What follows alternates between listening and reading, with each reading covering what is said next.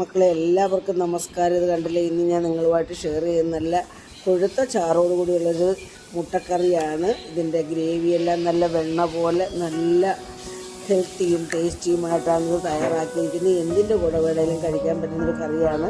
ആദ്യമായിട്ട് എല്ലാവർക്കും നന്ദി പറയുകയാണ് എൻ്റെ വീഡിയോ കാണുകയും സപ്പോർട്ട് ചെയ്യുകയും ചെയ്യുന്നത്. ഇനിയും ഇഷ്ടപ്പെടുവാണെങ്കിൽ ഒന്ന് ലൈക്ക് ചെയ്യുകയും സപ്പോർട്ട് ചെയ്യുകയും ആ ബെൽ ബട്ടൺ ഒന്ന് ഇനേബിൾ ചെയ്യുകയും ചെയ്യുക. എങ്കിലേ ഞാനിടുന്ന വീഡിയോസിൻ്റെയൊക്കെ നോട്ടിഫിക്കേഷൻ നിങ്ങൾക്ക് കിട്ടുകയുള്ളൂ. അപ്പോൾ കുഞ്ഞുങ്ങളാരും തന്നെ ഈ ഗ്രേവി ഒട്ടുമേ വേസ്റ്റാക്കത്തില്ല. അതേ രീതിയിൽ നല്ല ടേസ്റ്റിയും ഹെൽത്തിയുമായിട്ടാണ് തയ്യാറാക്കിയിരിക്കുന്നത്. ഇത് കഴിക്കാത്ത കുട്ടികളും ഇത് കഴിക്കും, അത്രയ്ക്ക് ടേസ്റ്റാണ്. അപ്പോൾ ഈ ടേസ്റ്റി ആയിട്ടുള്ള നല്ല കൊഴുത്ത ചാറോടുകൂടിയ മുട്ടക്കറി തയ്യാറാക്കിയിരിക്കുന്നത് എങ്ങനെയാണെന്ന് നമുക്ക് വീഡിയോ ഒന്ന് കണ്ടു നോക്കാം. അപ്പോൾ അതിനായിട്ട് ഞാനിവിടെ 4 മുട്ടയാണ്, 4 മുട്ടയ്ക്കുള്ള കറിയാണ് ഞാൻ തയ്യാറാക്കുന്നത്. ഈ 4 മുട്ടയ്ക്കായിട്ട് നമ്മൾ 5 മീഡിയം പരുവത്തിലുള്ള സവാള പൊളിച്ച് കഴുകിയെല്ലാം വെച്ചിട്ടുണ്ട്. പിന്നെ ഇതിലേക്ക് വേണ്ട 2 മീഡിയം പരുവത്തിലുള്ള 2 തക്കാളി, പിന്നെ 2 പച്ചമുളക്, പിന്നെ 2 വലിയ ഈ വെളുത്തുള്ളി ഇതേ രീതിയിൽ സ്ലൈസായിട്ട് നമ്മൾ കട്ട് ചെയ്ത് വെച്ചിട്ടുണ്ട്. ഈ 3 വെളുത്തുള്ളി നമ്മൾ തോലോടുകൂടി നമ്മൾ ചതച്ച് ചേർക്കും, അത് കാണിക്കുക എങ്ങനെയാണെന്നുള്ളത്. പിന്നെ ഒരു വലിയ കഷ്ണം ഇഞ്ചിയും എടുത്തിട്ടുണ്ട്. അപ്പോൾ നമുക്ക് ഈ സവാളയൊന്ന് കട്ട് ചെയ്ത് പിന്നെ തക്കാളി എല്ലാം കൂടെ ഒന്ന് കട്ട് ചെയ്തുകൊണ്ട് വരാം. തേങ്ങാപ്പാൽ അരമുറി തേങ്ങയുടെ പാലും ചേർക്കുന്നുണ്ട് കേട്ടോ. അപ്പോൾ നമുക്ക് തയ്യാറാക്കാം. അപ്പോൾ ഞാൻ സവാള എല്ലാം നമ്മൾ ഇതേ രീതിയിൽ കട്ട് ചെയ്ത് എടുത്തിട്ടുണ്ട്. നമ്മൾ തക്കാളി ഇതേ രീതിയിലും കട്ട് ചെയ്തെടുത്തിട്ടുണ്ട്. പിന്നെ പച്ചമുളക്, പിന്നെ വെളുത്തുള്ളി. അപ്പോൾ ഇതെല്ലാം കൂടെ നമ്മൾ കുക്കറിലിട്ടാണ് അങ്ങ് വേവിക്കുന്നത്. അപ്പോൾ നമുക്ക് കുക്കറിലിട്ട് വേവിക്കാം, അത് കാണിക്കാം എങ്ങനെയാണെന്നുള്ളത് കാണിക്കാം. സവാള എല്ലാം കുക്കറിലിട്ടിട്ടുണ്ട്. തക്കാളിയും കൂടെ അങ്ങിട്ട് കൊടുക്കാം. ഇല്ലേ, വെളുത്തുള്ളിയും തക്കാളിയും പച്ചമുളകും പിന്നെ സവാളയും. അപ്പോൾ നമുക്കിതിലേക്ക് പിന്നെ ആദ്യം നമ്മുടെ ഈ സവാളയ്ക്കകത്തും തക്കാളിക്കകത്തും ഒക്കെ ഉള്ള വെള്ളം മതി, ഒറ്റ വിസിൽ അല്ലെങ്കിൽ 2 വിസിൽ. അപ്പോൾ കരിഞ്ഞു പോകും, 2 വിസിൽ 3 വിസിൽ. അപ്പോൾ 2 വിസിൽ അടിച്ച് നമുക്ക് ഇത് ഇറക്കി വെക്കാം. എന്നിട്ട് ആവി കളഞ്ഞിട്ട് നമ്മൾ ഇതെടുക്കാം. ദാ ഒരു 1/4 സ്പൂൺ ഉപ്പ്, നമ്മൾ 1/4 സ്പൂൺ ഉപ്പ് മതി. പിന്നെ നമുക്ക് വേണമെങ്കിൽ ഉപ്പ് ചേർക്കാം. പിന്നെ ഒരു 1/4 സ്പൂൺ മഞ്ഞൾപ്പൊടി. ഇത് കൂട്ടി ഇളക്കിയിട്ട് നമുക്ക് ഗ്യാസ് ഒന്ന് ഓൺ ചെയ്യാം. കുക്കർ അടച്ചു വെച്ച് നമുക്ക് ഒരു വിസിൽ, നമ്മളെ ഭാഗ്യപരീക്ഷണം നടത്തണ്ട, നമുക്ക് ഒരു ടീസ്പൂൺ വെള്ളം ഒഴിച്ചു കൊടുക്കാം. ഇതാ 1 ടീസ്പൂൺ വെള്ളമാണ്. എങ്ങാണോ അടുക്കി പിടിച്ചാലും നോർത്താ കേട്ടോ, അത് മതി. അപ്പോൾ നമുക്കിത് അടച്ചു വെച്ച് വേവിച്ചെടുക്കാം. അപ്പോൾ നമ്മുടെ ജിലാബ് നമുക്ക് മാറ്റാം.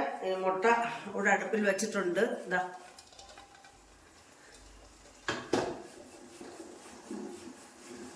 അപ്പോൾ അതവിടെ നിന്ന് വേവട്ടെ. 2 വിസിൽ വരെ നമുക്ക് വെയിറ്റ് ചെയ്യാം.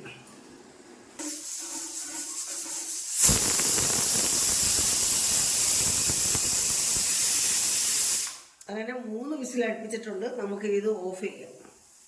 ഓഫ് ചെയ്ത് മാറ്റി വെച്ച് തണുക്കുമ്പോൾ കറിയാക്കാം. ഇപ്പോൾ കണ്ടില്ലേ, നമ്മുടെ കുക്കറിൽ വേവിച്ച നമ്മുടെ സവാളയൊക്കെ ഇതേ രീതിയിൽ വെന്തിട്ടുണ്ട്. അപ്പോൾ നമുക്കിനി കറി തയ്യാറാക്കാം. അതായിട്ട് ചട്ടി ചൂടായിട്ടുണ്ട്. ഇതിലേക്ക് നമുക്ക് വെളിച്ചെണ്ണ ഒഴിച്ചു കൊടുക്കാം. ആദ്യം വെളിച്ചെണ്ണ 1 ടേബിൾ സ്പൂൺ വെളിച്ചെണ്ണ മതി കേട്ടോ.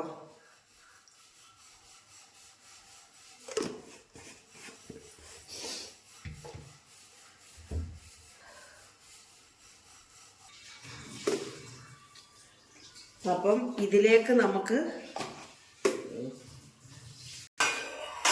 ചട്ടി ചൂടായതിൽ അതിലേക്ക് 1/2 സ്പൂൺ കടുക് ഇട്ട് കൊടുക്കുക.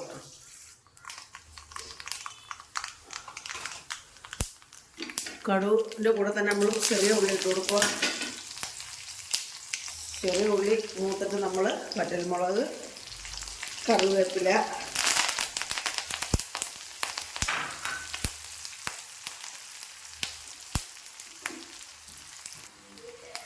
ഇഞ്ചി,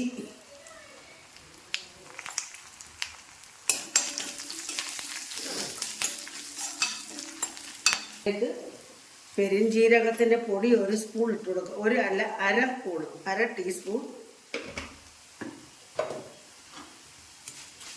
പിന്നെ ഇതിലേക്ക് ഞാൻ ഒരു 1.5 ടീസ്പൂൺ മുളക് പൊടിയും 1.5 ടീസ്പൂൺ മല്ലിപ്പൊടി 1 ടീസ്പൂൺ മുളക് പൊടിയും 1.5 ടീസ്പൂൺ മല്ലിപ്പൊടിയും 1/2 ടീസ്പൂൺ ഗരം മസാലയും എടുത്തിട്ടുണ്ട് കേട്ടോ. അപ്പോൾ നമുക്ക് ഇത്രയും 3-4 മുട്ടയ്ക്ക് ഇത് മതി.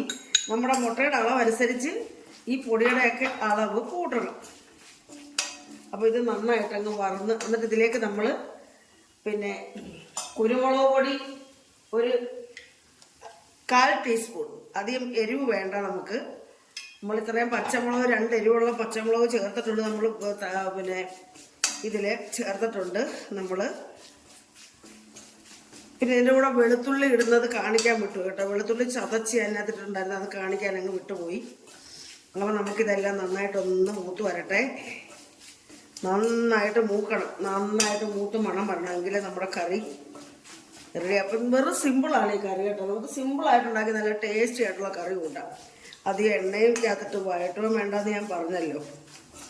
അപ്പോൾ നമ്മുടെ മസാലയൊക്കെ നന്നായിട്ട് മൂത്ത് മണം വരുന്നുണ്ട്. നമുക്കിതിലേക്ക് നമ്മുടെ വെന്തിരിക്കുന്ന ആ സവാളയും തക്കാളി ഇട്ട് കൊടുക്കാം. ഞാൻ പറഞ്ഞില്ലേ 3 പേർക്കുള്ള ആണ്, അതുകൊണ്ട് ഞാൻ ഇത്രയും മതി നമുക്ക് ഗ്രേവി. അപ്പം നമ്മുടെ ആൾക്കാരുടെ എണ്ണം അനുസരിച്ച് നമുക്ക് ഇത് തയ്യാറാക്കാം. നമ്മൾ എണ്ണയ്ക്കകത്തൊന്നും വഴറ്റില്ല, അത് എണ്ണയൊന്നും ചേർത്തില്ല. ഇനി നമുക്ക് മസാല എല്ലാം കൂടെ ചേർത്ത് ഇതൊന്ന് വറ്റിക്കാം. അപ്പോൾ ഇതിൻ്റെ എണ്ണയൊന്ന് തെളിഞ്ഞ് വരട്ടെ. ആ തക്കാളി പിന്നെ നമ്മുടെ അതിനകത്ത് ചേർത്ത വെളുത്തുള്ളി നമ്മുടെ സവാള എല്ലാം നമ്മുടെ വെന്തു നല്ല കൊഴുകൊഴാനായിട്ടുണ്ട്. നമ്മളിങ്ങനെയാണ് കൊഴുത്ത ചാറോടുകൂടിയുള്ള പിന്നെ മുട്ടക്കറി തയ്യാറാക്കുന്നത്. ഇങ്ങനെയാണ് നമ്മുടെ തക്കാളി എല്ലാം നല്ല ഉടഞ്ഞങ്ങ് ചേർന്നിട്ടുണ്ട്. അപ്പം ഇത് നമ്മുടെ മസാല കൂട്ടും കൂടെ കിടന്നൊന്നും വറ്റണം, പറ്റി വരട്ടെ.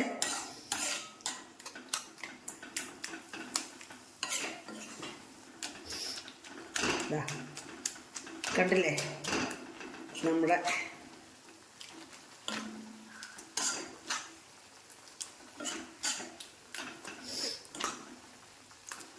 അപ്പം നമുക്കിനി ചാറ് വേണമല്ലോ. നമുക്ക് അപ്പം കഴിക്കാനും ഇടിയപ്പം കഴിക്കാനും പുട്ട് കഴിക്കാനും ഒക്കെ നമുക്ക് ഇങ്ങനെ കൊഴുത്ത ചാറ് ഇങ്ങനെ ആയിരിക്കരുതല്ലോ. ഇതിൻ്റെ ടെക്സ്ചർ ഒന്ന് മാറ്റണം.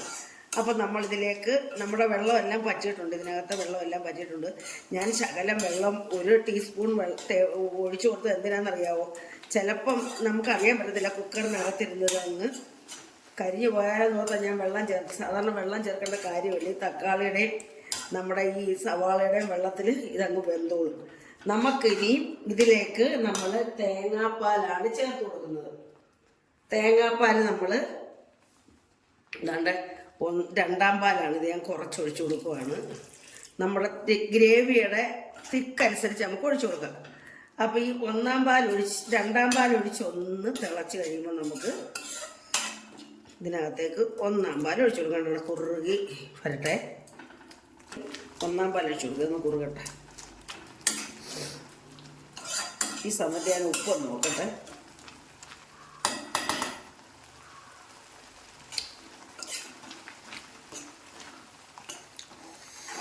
എന്തൊരു ടേസ്റ്റാണ്. ശകല ഉപ്പ്, 1/4 സ്പൂൺ ഉപ്പ് ചേർക്കാം. നമ്മൾ ഈ പലഹാരമൊക്കെ ഇതിനൊക്കെയുള്ള കറി തയ്യാറാക്കാൻ ഉപ്പ് വളരെ കുറയ്ക്കണം. കാരണം നമ്മൾ ആ പലഹാരത്തിനകത്ത് ഉപ്പ് ചേർക്കുന്നതാണല്ലോ. അപ്പോൾ പലഹാരത്തിൻ്റെ ഉപ്പ് നമ്മൾ ചോറിനകത്ത് സാറിന് ഉപ്പിടാത്തതുകൊണ്ട് ചോറിൻ്റെ കറിക്കൊക്കെ നല്ലപോലെ ഉപ്പ് വേണം. എന്ന് വെച്ചാൽ കയ്പില്ലാത്ത രീതിയിൽ ഉപ്പ് വേണം. പക്ഷെ പലഹാരമൊക്കെ ചെയ്യുമ്പോൾ നമ്മൾ കറിക്കകത്തൊക്കെ വളരെ ശ്രദ്ധിച്ച് വേണം ഉപ്പിടാൻ. കാരണം ഉപ്പ് കാരണവശാലും കൂടരുത് കേട്ടോ.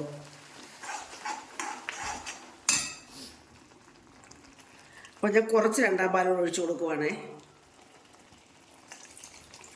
മതി. അപ്പോൾ നമ്മുടെ 2-ാം പാൽ ഒഴിച്ചെല്ലാം കുറുകി എല്ലാം വന്നിട്ടുണ്ടെങ്കിൽ നമുക്ക് 1-ാം പാൽ അങ്ങോട്ട് ഒഴിച്ചു കൊടുക്കാം. ഇതാ